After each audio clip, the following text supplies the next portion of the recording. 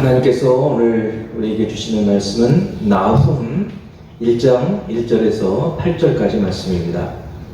나훔 1장 1절에서 8절까지 말씀입니다. 제가 봉독해 드리겠습니다. 니느웨에 대한 경고, 곧 엘고스 사람 나훔의 묵시의 글이라. 여호와는 질투하시며 보복하시는 하나님이시니라. 여호와는 보복하시며 진노하시되 자기를 거스르는 자에게 여호와는 보복하시며 자기를 대적하는 자에게 진노를 품으시며 여호와는 노하기를 더디하시며 권능이 크시며 벌 받을 자를 결코 내버려 두지 아니하시느니라. 여호와의 길은 회오리 바람과 광풍에 있고 구름은 그의 발의 티끌이로다. 그는 바다를 꾸짖어 그것을 말리시며 모든 강을 말리시나니 바산과 갈멜이 쇠하며 레바논의 꽃이 시드는도다. 그로 말미암아 산들이 진동하며 작은 산들이 높고 그 앞에서는 땅 곧 세계와 그 가운데 있는 모든 것들이 솟아오르는도다. 누가 능히 그의 분노 앞에 서며 누가 능히 그의 진노를 감당하랴. 그의 진노가 불처럼 쏟아지니 그로 말미암아 바위들이 깨지는도다. 여호와는 선하시며 환난 날의 산성이시라. 그는 자기에게 피하는 자들을 아시느니라. 그가 범람하는 물로 그곳을 진멸하시고 자기 대적들을 흑암으로 쫓아내시리라. 아멘. 여러 점에서 시대가 점점 마지막 때, 이 종말의 때를 향해 가고 있는 것 같습니다. 사도 바울은 주의 재림의 시기를 우리가 전혀 예측할 수 없다라고 말씀합니다.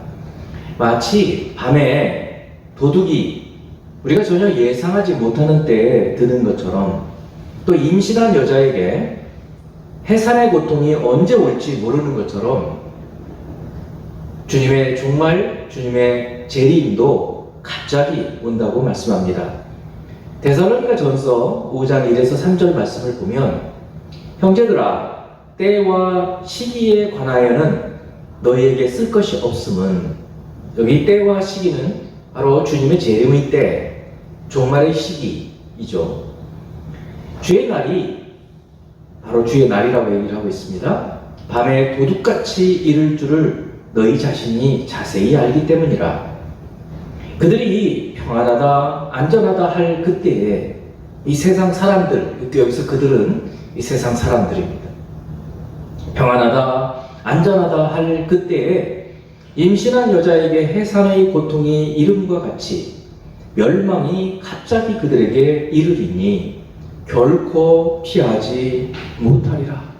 하나님의 심판을 피하지 못할 것이다 라고 말하고 있어요. 그들은 하나님을 섬기지 않는 사람들을 말하는 것입니다. 그래도 우리도 깨어있지 않으면 하나님의 심판이 언제 올지 대비하고 있지 않으면 피할 수 없다. 그러므로 깨어있으라는 그런 말씀을 이 데살로니가 전서에서 해주고 있습니다. 주님의 재림과 하나님의 심판이 이처럼 갑자기 임할 때 우리는 어떻게 될까요? 오늘은 구약시대에 이와 같은 하나님의 심판을 경고한 나훔이라는 선지자의 말씀을 통해 하나님의 심판을 피하려면 어떻게 해야 하는지, 오늘 말씀을 듣고 말씀대로 사는 저희가 되길 바랍니다. 먼저 나훔의 시대를 살펴보겠습니다. 지난주에 말씀을 드렸던, 우리가 같이 말씀을 나눴던 요나 그리고 나훔 연결되죠. 그러니까 요나와 나훔은 연결되어 있어요. 그렇게 생각하면 혼동이 안 됩니다. 이 요나와 나훔은 한 100년 정도의 시간차가 있습니다. 요나가 선배고 나훔이 후배예요. 요나는 아수르라고 성경에서는 얘기하고 있죠. 이 아수르가 북이스라엘을 괴롭히던 주전 760년 정도 되는 때, 이 아수르의 수도인 니느웨로 가서 회개를 선포한 북이스라엘의 선지자 라는 사실을 우리는 잘 알고 있습니다. 요나의 이 심판 선포, 그리고 이 니누의 사람들의 회개가 있었죠. 그래서 그 당시에 멸망을 하지 않았어요. 이 니누의 이 아수르가. 그런데 이 요나의 사역이 끝나는 40년쯤 후에, 그러니까 정확하게 말하면 주전 722년, 요나는 760년 정도의 사역을 한 분인데 722년에 이 아수르가 그 요나의 사역 때문에 망하지 않았던 아시리아가 요나의 나라 북이스라엘을 멸망시켜버려요. 그러니까 요나는 너무 마음이 아팠을 거예요. 사실 그래서 고국에 있을 때 내가 그래서 가지 않겠다고 하지 않았습니까? 라고 우리는 지난주에 말씀을 요나가 하나님 앞에 투정하는, 불평하는 그런 말을 듣기도 했었어요. 이렇게 요나가 사역한 지 100년쯤 후에, 그러니까 주전 660년, 정확하게 660년은 아니고요. 이 나훔의 시기는 성경에서 볼 때 663년이라는 시기와 612년이라는 시기 그 사이에 이 나훔이 활동을 해요. 그러니까 대충 얼추 보면 660년에서 640년 그 사이 정도에서 활동을 하는 것을 우리는 알 수 있어요. 그래서 요나가 활동한 지 한 100년쯤 후에 이제 북이스라엘은 망해버렸어요. 그리고 남유다만 남아있습니다. 그러면 주전 660년에서 620년 그 시기에 유다의 상황은 어땠는가? 그 당시 이 유다를 통치하고 있었던 왕은 그나마 이 유다의 마지막 시기에 가장 훌륭했던 요시야라고 하는 왕이 사역을 하고 있었고, 또 그 중간쯤 때부터 예레미야라고 하는 선지자가 사역을 하고 있었던 그 시기예요. 그러니까 그 시기쯤에 이 나훔도 사역을 하신 거예요. 이제 나훔 1장 1절의 말씀을 봅니다. 니느웨에 대한 경고, 곧 엘고스 사람 나훔의 묵시에 그리라. 이 한마디로 이 나훔은 시작이 돼요. 아까도 말씀했지만 이때 유다는 여호와 하나님의 신앙을 회복시키려고 애를 썼던 요시야가 통치를 하고 있었던 시대입니다. 요시야가 왕으로 있었던 한 31년 정도지만 30년 정도의 동안에 그나마 하나님을 향한 믿음과 열정이 회복되어서 한 30여 년 정도는 나라가 굉장히 평안한 시기였어요. 전쟁도 없고, 그리고 하나님에 대한 예배가 다시 회복이 되고 성전이 정화가 되고 산당이라든지 우상들을 다 부시고 하는 그런 하나님을 향한 그런 사랑들이 회복되는 시기예요. 그렇지만 너무나 안타깝게도 39세라고 하는 젊은 나이에 요절을 하면서 당시 무섭게 성장하고 있었던 이 바벨론에 의해서 이 유다는 얼마 있지 않아서 하나님의 징계를 받게 된 것이죠. 끊임없이 이 전쟁에 시달리고 있던 유다가 잠시 동안 이 요시야 왕 시기에 평안을 누리고 있었던 그 시기에 하나님은 이 나훔 선지자를 통해서 그 아시리아의 수도, 보통 수도를 가지고 그 나라를 대표하죠. 이제 미국 뉴스 같은 걸 보면 우리나라를 대한민국이라고 부르지 않고 그냥 서울이라고 불러요. 그리고 북한도 북한이라고 부르지 않고 그냥 평양 이렇게 불러요. 그런 것처럼 니느웨 그러면 아시리아예요. 그래서 이 니느웨를 하나님이 심판하신다는 메시지를 오늘 이 나훔 선지자를 통해서 주시는 거예요. 그러니까 우리가 지난주에 한 100년쯤 전에 요나 선지자를 통해서는 하나님께서 거기 가서 하나님의 그 심판을 선포해라 라고 말씀하시고 회개하니까 심판하지 않으셨어요. 근데 오늘 이 나훔 선지자의 말씀을 통해서는 심판의 회개를 말씀하시지만 그 말씀은 경고로 오고, 그리고 그 경고의 말씀을 듣지 않아서 결국 아시리아는 무너져 버려요. 612년에 무너지는 거예요. 얼마 안 남았어요. 사랑하는 성도 여러분, 우리나라도 역사를 보면 이스라엘 못지않게 끊임없는 매우 매우 외환으로 아주 고생을 하고 그런 시달린 민족이에요. 1953년에 휴전이 된 이후 지금 약 70년 정도 됐죠. 이 70년 기간에 지금 우리나라에 전쟁이 없어요. 우리나라 역사에서 100년 넘게 전쟁이 없었던 시기들이 별로 없어요. 지금 우리가 누리고 있는 이 평화가 계속되리라고 생각하면 안 돼요. 근데 우리는 아까 데살로니가 전서에 그 이방인들이, 불신자들이 평안하다, 안전하다 할 그때에 주님의 심판이, 주님의 날이 갑자기 온다. 그런 말씀처럼 우리는 지금 이 평화를 누리는 시기에 우리의 평화가 계속될 것이라고 결코 생각해서는 안 된다 그런 얘기입니다. 지금도 이 미중 간의 갈등으로 어느 쪽으로 균형추가 기울어져서 무슨 일이 일어날지, 당장 내일이라도 무슨 일이 일어날지 우리는 예측할 수가 없어요. 오늘 나온 말씀을 들으면서 우리 모두는 이 죄와 그리고 악을 심판하시는 하나님의 심판을 피하려면 어떻게 해야 하는지 깨닫고 주의 말씀을 따라 사는 저와 여러분이 되기 바랍니다. 이제 두 번째는 하나님의 성품과 그리고 하나님의 능력에 대한 말씀이에요. 그러니까 이 하나님의 성품과 하나님의 능력이 모두 하나님의 심판과 관련이 있다는 말씀입니다. 자, 오늘 이 나온 말씀은 처음에 들으면 굉장히 생소해요. 아마 어떤 분들은 지금까지 이 나온 설교를 한 번도 들어보지 않은 분들이 많이 계실 거예요. 그만큼 이 나움은 좀 생소한 말씀이에요.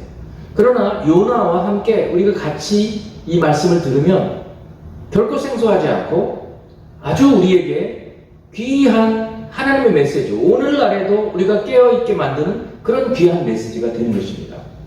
먼저 하나님의 성품과 심판과의 관계예요. 우리가 하나님의 이 성품 중에 하나님의 성품을 사랑만 하시는 분이라고 만일에 생각한다면 우리가 무슨 짓을 해도 무슨 죄를 지어도 하나님 우리를 사랑하셔, 우리는 이제 구원받았으니까 괜찮아, 이렇게 하나님의 성품을 생각하고 있다면 그 굉장히 잘못 생각하는 것이죠. 왜 그런가 하면 만일에 하나님은 사랑이시기만 하다, 사랑하시는 분이시기만 하다라면 우리가 무슨 나쁜 짓을 해도 벌 받지 않을 거예요. 그렇죠? 무슨 일을 해도 하나님 우리를 사랑하시는데요. 우리가 자녀를 키울 때도 그렇게 키우면 아이를 망치잖아요. 하나님 결코 그렇게 하지 않으셔요. 하나님의 성품은 그렇지 않으세요. 사랑도 하시지만 공의로우신, 정의로우신 분이에요. 그래서 징계도 하시는 분이시라는 거예요. 반대로 하나님은 사랑은 없고 정의의 심판만 하시는 분이라고 생각해 보세요. 그럼 매번 우리가 아주 작은 잘못만 해도 매번 혼이 날 거예요. 매번 징계를 받고 회초리를 맞고 그럴 거예요. 그러니까 하나님의 성품이 하나님은 어떤 분이신가, 성품이 어떤 분이신가를 우리가 잘 알아야 그분은 그 성품으로 어떻게 심판을 하시는가를 우리가 알게 될 거예요. 이것을 잘 알면, 하나님의 성품을 잘 알면 우리 신앙생활을 잘 할 수 있어요. 근데 하나님을 전혀 모르고 하나님은 어떤 분이신지 성품을 모르고 신앙생활을 한다면 그거는 굉장히 잘못 갈 수 있어요. 자, 이제 나훔은 우리에게 하나님은 어떤 분이신지를 계시해 주셔요. 2절부터 6절까지 보겠습니다. 여호와는 질투하시며, 생소하죠? 출애굽기에도 나오지만 질투하시는 분이에요. 또 보복하시는 분이에요. 깜짝 놀랐어요. 하나님 보복을 하시는 분이에요? 정말? 다시 여호와는 보복하시며, 또 얘기를 하셔요. 보복하신다. 왜 이렇게 보복을 얘기하시지? 또 진노하신다는 거예요.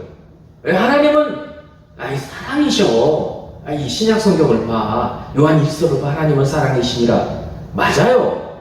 그럼 하나님 사랑만 하시는 분이 아니시라는 거예요. 하나님 진노하기도 하시는 분이에요. 진노하시는 분이라고요.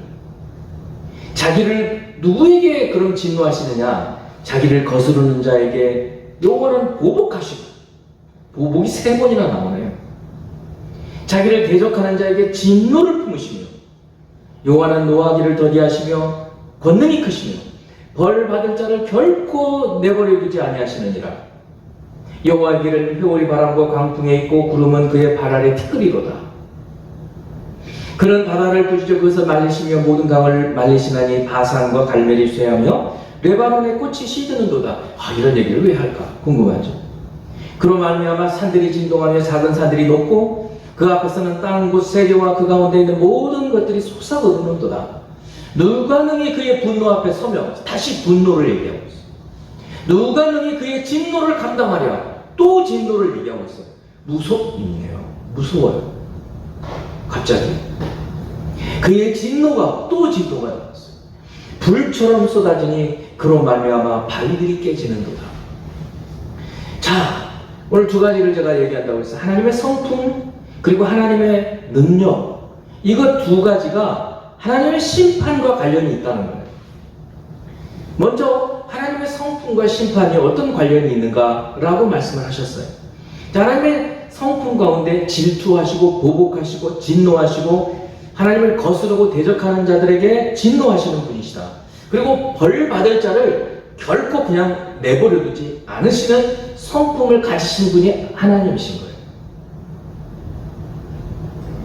자, 우리가 어떻게 할 때 하나님은 질투하실까요? 자, 생각해 보세요. 우리가 하나님의 피조물이고 하나님 우리를 너무 사랑하셔요. 우리밖에 모르실 정도로 우리를 사랑하셔요. 자, 그런데 우리가 하나님을 사랑하는 것이 아니라 다른 걸 사랑해요. 그러면 하나님은 어떻게 하시겠어요? 질투하시는 거죠. 하나님이 우리에게 쏟으신 사랑만큼 우리도 하나님을 사랑해야 하는데, 그 하나님의 사랑, 하나님께 대한 사랑을 저버리고 다른 신을 섬기거나, 아니 세상에 있는 하나님보다 훨씬 못한 것들을 하나님보다 더 사랑하면 하나님 질투하신다는 거예요. 그리고 하나님은 누구를 향해서 보복하시는가? 하나님의 백성들을 괴롭게 하는 사람들이에요. 하나님의 백성들을 아주 박해하는 사람들을 그냥 두지 않으시는 거예요. 그들에 대해서 하나님이 보복하시는 거예요. 하나님의 복수를, 하나님의 보복을 누가 감당할 수 있겠어요? 아브라함에게 약속해 주신 것처럼 너를 축복하는 자에게 내가 축복하고 너를 저주하는 자를 내가 저주한다고 얘기하시는 그런 분이세요. 그러니까 우리가 하나님의 성품을 잘 알아야 돼요. 야, 하나님은 질투하시네, 사랑 같으시네. 그런 성품은 우리 성품이 하나님의 성품을 닮은 거예요. 내가 너무너무 사랑하는 사람이 나를 사랑하지 않고 다른 사람을 사랑하면 불같이 질투심이 생기죠. 어떻게 그렇지? 막 이렇게. 그러니까 우리는 하나님 외에 다른 신을 섬기면 안 돼요. 그리고 하나님께서 우리에게 주신 여러 가지 것들을 하나님보다 더 사랑하면 안 돼요. 부모도 자식도 내 자신도 하나님보다 더 사랑하면 안 돼요. 그래서 그거를 미워한다고 그랬어요. 부모, 자식, 형제, 자기 자신도 미워하지 않으면 결단코 내 제자가 되지 못한다고 주님이 그렇게 얘기하신 거예요. 표현을 달리 하신 거죠. 그리고 하나님 보복하시는 분이에요. 여러분, 우리가 하나님을 잘 섬기면요, 우리를 괴롭게 하는 사람들을 우리가 복수할 필요가 없어요. 왜요? 오늘 말씀은 하나님의 복수하시는 거예요. 하나님의 보복하시는 거예요. 얼마나 놀라운 일이에요. 근데 우리는 기도하면 돼요. 하나님 너무 괴로워요. 좀 저 사람 때문에. 그렇지만 너무 심하게는 해주지 마세요. 우리 이렇게 기도해야 될 거예요. 아니면 하나님께서 심하게 복수하시면 큰일 나죠, 그 사람한테. 우리는 그 걱정을 해야 돼요. 하나님께 대적하는 사람, 하나님의 뜻을 거스르는 사람, 하나님께서 가만두시겠어요? 진노하시는 거예요. 이게 하나님의 성품. 그런 사람들에 대해서 하나님은 심판하시는 거예요. 하나님의 질투 유발자, 하나님의 자녀들을 괴롭게 하는 자 심판받아요. 또 하나님을 거스르는 자, 하나님을 대적하는 자 살아남을 수 있겠어요? 하나님은 그런 자들에 대해서 진노하시고 심판하신다는 거예요. 그래서 하나님의 성품과 하나님의 심판은 아주 밀접하게 연결이 돼요. 두 번째는 하나님의 능력과 심판이에요. 자, 오늘 이제 3절부터 6절까지 말씀을 보면 하나님의 능력에 대해서 나타나 있어요. 전부는 아니지만 부분적으로 하나님의 능력을 표현하고 있어요. 먼저 성품도 같이 나오죠. 여호와는 노하기를 더디하시며 그 다음에 권능이 크시다 라고 얘기하는 거예요. 능력이 크시다. 하나님은 전능하신 분이라고 시작해요. Almighty God. 행치 못하실 일이 없어요. 하나님이 능하지 못하시는 분이 없을 정도의 권능을 갖고 계시는 분이에요. 그런 하나님이시기 때문에 심판이 가능한 거예요. 심판은 그 심판 당하는 사람보다 강해야 심판할 수 있잖아요. 하나님은 하나님의 성품과 심판도 관련이 있지만 하나님의 능력과 심판도 관련이 있는 거예요. 권능이 있는 분이에요. 그래서 이 하나님의 권능을 뭐로 표현하냐면 그 다음에 보면 벌 받을 자를 결코 내버려두지 아니하시느냐. 그 다음에 여호와의 길은 회오리 바람과 광풍에 있다는 거예요. 여러분, 하나님께서 다니시는 길이 이 소용돌이, 회오리 바람, 사이클론 같은, 허리케인 같은 그런 곳을 하나님은 길이라는 거예요. 그만큼 강력하시다는 거예요. 광풍, 태풍 같은 그런 바람을 타고 다니시는 거예요, 하나님. 이런 능력자이신 거예요. 그 다음에 구름은 그의 발에 티끌이로다. 여러분, 세 발의 피라는 말이 있잖아요. 이 한자마다 조족지열이거든요. 이 새 발에 피가 얼마나 나오겠어요? 찔끔 나오고 말 거 아니에요. 아주 작다는 거예요. 구름이 하나님의 발에 티끌 같아, 먼지 같아, 구름이. 우리가 볼 때는 구름이 엄청 크잖아요. 하나님의 능력, 이런 능력자, 전능하신 분이에요. 그리고 4절, 그는 바다를 꾸짖어가지고 잠잠하라. 그러면 어떻게 돼요? 홍해가 갈라지듯이 말라버리는 거예요. 요단강이 돌돌돌 말려서 쭉 올라가 버렸던 것처럼 강이 말라버리는 거예요.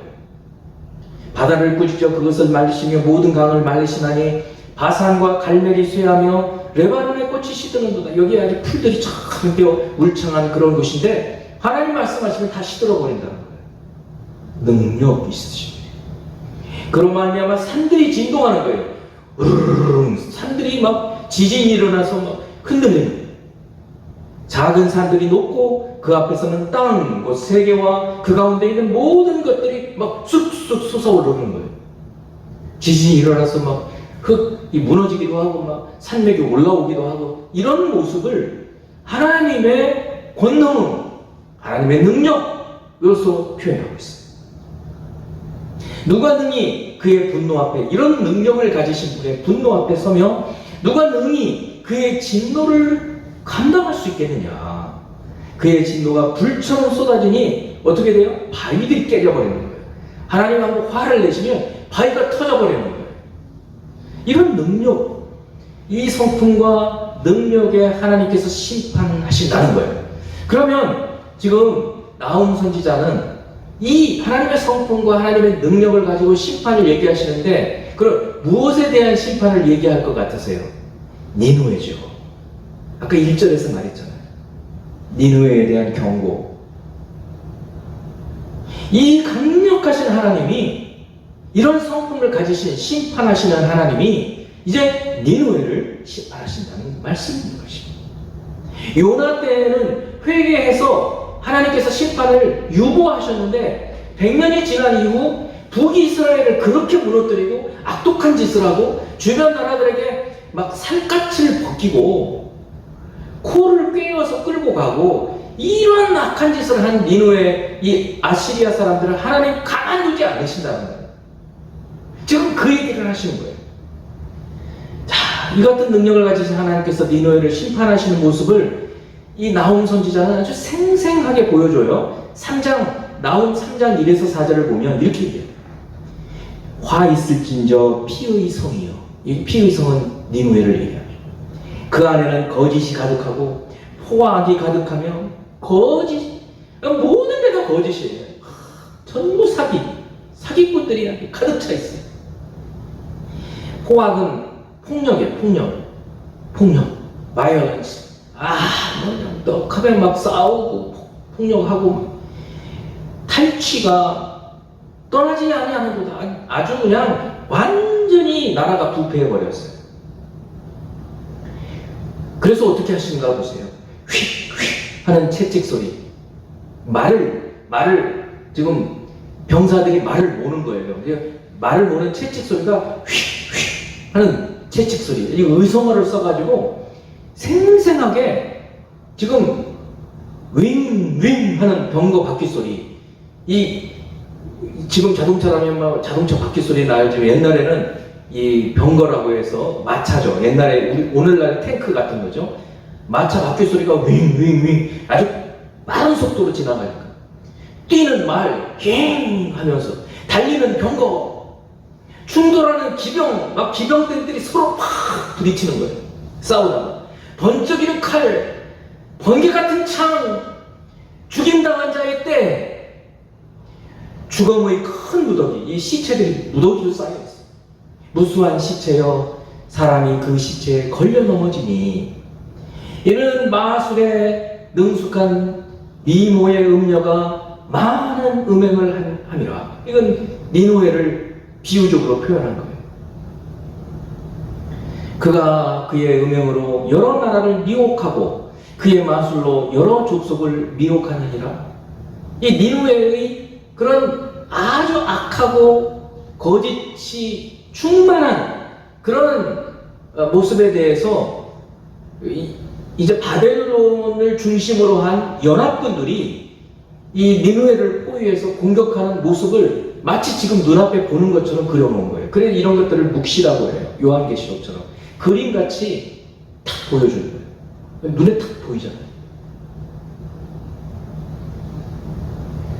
사랑하는 성도 여러분, 하나님께서 우리에게 경고하실 때 우리 자신의 허물을 돌아보고 돌이키는 저와 여러분이 되어야 합니다. 니느웨는 100년 전에는 돌이켰어요. 그런데 어떻게 했어요? 그렇게 겸손하게 살았나요? 아니라는 말이죠.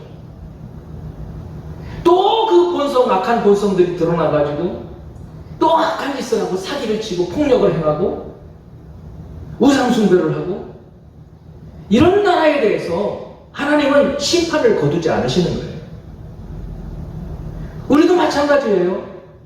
우리가 잠시 예수 믿고 구원받았다고 즐거워하고 그리고 복음에 합당한 삶을 살려고 하다가 다시 세상과 똑같이 살아버리면 우리도 하나님의 심판을 면하기 어려운 거예요. 아니면 오히려 니느웨처럼 100년 후에는 더 혹독한 심판이 기다리고 있을지 모릅니다.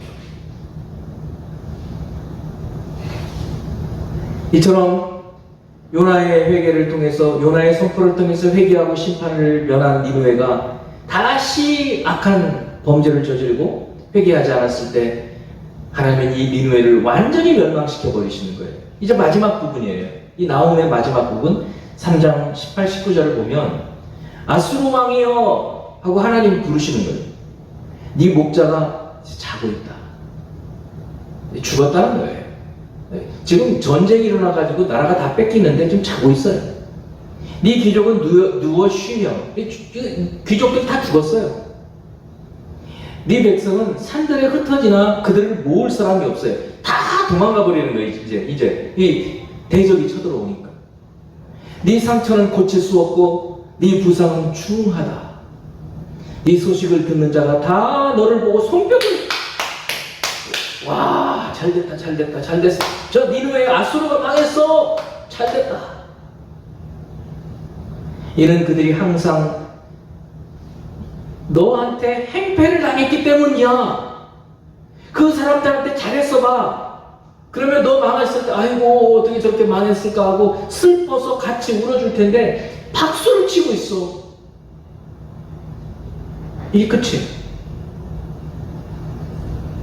그리고 실제로 니느웨는 주전 612년에 바벨론과 연합군에 의해서 멸망해버려요.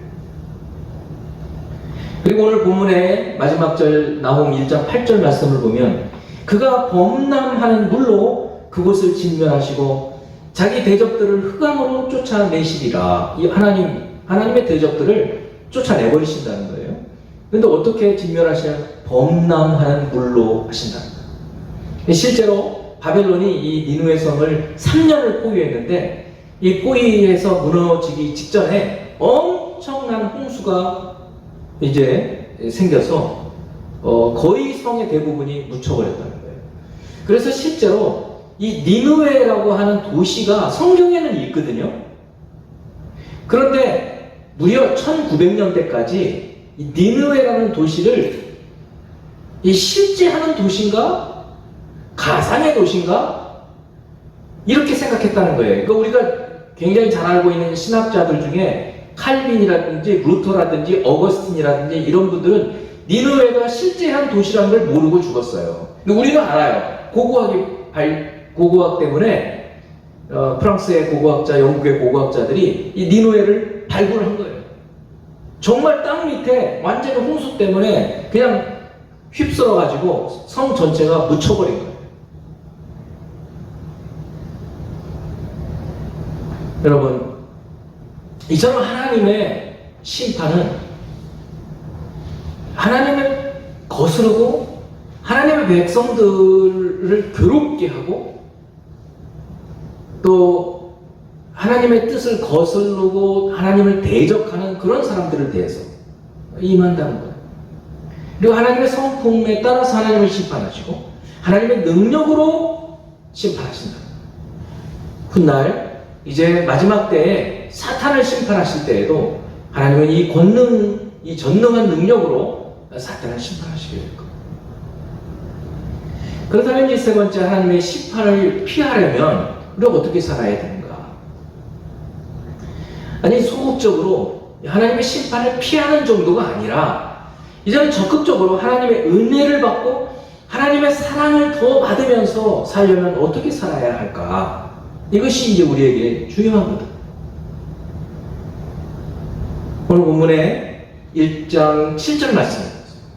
여호와는 선하시며 환난 날의 산성이시라. 자, 그 심판이 있고 하나님의 능력을 막 얘기하시는데 이런 말씀도 숨겨져 있는 거예요. 하나님의 성품 중에 하나님은 선하시다.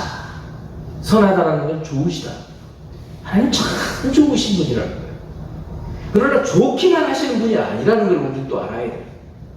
그리고 또 환난 날에 어려움을 당할 때 산성 같아서 그 산성에 피하면 전쟁을 피할 수 있어요. 대적이 거기 산성에는 못 들어와요. 그래서 그는 여호와 하나님은 자기에게 피하는 자들을 아시고 지켜주신다. 그런 말씀. 자, 그러면 우리가 이 하나님의 심판을 피하는 방법은 이 하나님의 선하신 성품, 또 하나님을 선하시다라고 믿고 하나님을 산성이라고 믿고 그 산성으로 피하는, 하나님께로 피하는 자들은 하나님의 심판을 면할 수 있어요. 시편 2편 12절 말씀은 메시아 시편, 이 시편 2편 메시아 시편이죠. 오실 메시아, 오실 그리스도에 대해서 예언해 놓은 시편이에요. 한 절만 12절을 보면 이렇게 말하고 있어요. 그의 아들에게 입맞추라. 갑자기 아들이 나오는. 여기 그의 아들은 그리스도예요. 그리스도, 메시아. 이 당시에, 다윗 당시에는 우리가 알고 있듯이 예수님처럼 예수님으로 오신 그분을 몰랐죠, 사람들은. 근데 앞으로 하나님의 아들이 오신다는 거예요. 근데 그 하나님의 아들에게 입맞추라는 거예요. 입맞춘다는 게 뭐예요? 사랑한다는 거죠. 친하게 지내자. 여러분 그런 농담들을 하잖아요. 돈도 많고 잘생기고 뭐 이러면 야 우리 친하게 지내자. 우리 예수님하고 친하게 지내라는 거예요. 그의 아들에게 입맞추라. 안 그러면 어떻게 돼요? 진노하심으로 너희가 길에서 망하리니 그의 진노가 급하십니다. 여러분 이 말씀을 산상설교에서 예수님께서 인용하십니다. 참으로 놀랍죠.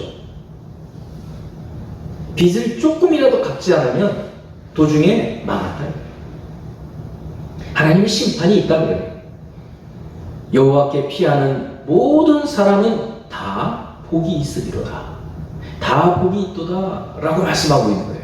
결국 우리는 이제 하나님의 심판을 벗어날 뿐만 아니라 하나님의 은혜와 하나님의 사랑을 입으면서 살 수 있는 비결은 예수 그리스도인 거예요. 단순히 예수 그리스도를 주님으로 믿고 사는 정도가 아니라 예수님과 연합해서 사는 거예요. 그리스도께서 내 안에, 내가 그리스도 안에, 주의 말씀이 내 안에, 그리고 내가 주님 안에 연합해서 사는 삶. 그리스도께서 나의 통치자, 나의 주님, 주님이 원하시는 것을 내가 하고 내가 주님께 기도하는 것은 주님께서 들어주시고 이런 연합의 삶을 사는 것을 말하고 있는 거예요. 오늘 저희는 좀 생소한 이 나훔을 통해서 요나 선지자가 그렇게 억지로라도 가가지고 회개를 선포했을 때 구원받았던 그 니느웨가 그 하나님의 말씀을 거역하고 오히려 더 악독한 삶을 살았을 때 어떤 심판을 면치 못했는지를 보면서 예수 그리스도를 믿음으로 하나님의 구원을 받은 우리들이 이제 앞으로 어떻게 살아가야 되는지 이것을 이 말씀을 통해서 듣는 거예요. 하나님의 심판을 면해야 돼요. 피해야 돼요. 하나님의 성품을 알고 하나님의 권능을 안다면 그 하나님을 의지하고 하나님께 피해서 산성과 같은 그분 안에서 안전하게 복되게 살 수 있을 것이에요. 아주 간단하게 예수 그리스도 안에서 사는 거예요. 자, 이제 오늘 본문을 다시 한번 우리 읽어보고 함께 읽어보고 여러분 마음에 가장 은혜가 되고 감동이 되고 여러분 마음을 찌르는 그런 것을 가지고 기도하는 시간을 같이 갖도록 이렇게 하겠습니다. 같이 읽습니다. 니느웨에 대한 경고, 곧 엘고스 사람 나훔의 묵시의 글이라. 여호와는 질투하시며 보복하시는 하나님이시니라. 여호와는 보복하시며 진노하시되 자기를 거스르는 자에게 여호와는 보복하시며 자기를 대적하는 자에게 진노를 품으시며 여호와는 노하기를 더디 하시며 권능이 크시며 벌받을 자를 결코 내버려 두지 아니하시느니라. 여호와의 길은 회오리 바람과 광풍에 있고 구름은 그의 발의 티끌이로다. 그는 바다를 부지져 그것을 말리시며 모든 강을 말리시나니 바산과 갈멜이 쇠하며 레바논의 꽃이 씨르는도다. 그로 말미암아 산들이 진동하며 작은 산들이 녹고 그 앞에서는 땅 곧 세계와 그 가운데 있는 모든 것들이 솟아오르는도다. 누가 능히 그의 분노 앞에 서며 누가 능히 그의 진노를 감당하랴. 그의 진노가 불처럼 쏟아지니 그로 말미암아 바위들이 깨지는도다. 여호와는 선하시며 환난 날의 산성이시라. 그는 자기에게 피하는 자들을 아시느니라. 그가 범람한 물로 그것을 진멸하시고 자기 대적들을 흑암으로 쫓아내시리라. 아멘. 기도하겠습니다. 하나님 아버지, 오늘 나온 말씀을 통해서 주님께서 어떤 분이시며 또 어떤 능력을 가지신 분이시며 그 성품과 그 능력으로 하나님을 거스르고 또 주의 백성들을 더럽게 하고 하나님을 대적하는 자들에게 어떤 심판을 내리시는지 깨닫게 되었습니다. 하나님 우리 자신들을 돌아보게 하시고 우리가 하나님을 거스르고 있지는 않은지 하나님을 혹시 대적해서 말하고 있지 않은지 하나님의 백성들을 더럽게 하고 있지는 않은지 돌아보기 원합니다. 이 전능하신 능력을 가지신 하나님 앞에서 우리가 어찌 하나님을 대적하고 거스르고 하나님의 백성들을 괴롭게 하면서 살 수 있겠나이까. 오히려 이제 산성이신 우리 하나님, 그에게 피하는 자에게 구원하시고 복을 주시는 그 하나님 앞에 피하는 저희가 되기 원합니다. 그의 아들에게 입맞추라. 그리하지 않으면 하나님의 진노하심으로 우리가 길에서 망할 거라는 주의 말씀입니다. 이 땅에 오신 예수 그리스도, 그 하나님의 아들, 그분과 입맞추고 그분을 사랑하고 그분과 함께하고 그분의 뜻을 행하는 그분의 제자가 되는, 그분을 쫓아 사는 저희들이 되기 원합니다. 그의 삶을 살기 원합니다. 그러한 교회가 되기 원합니다.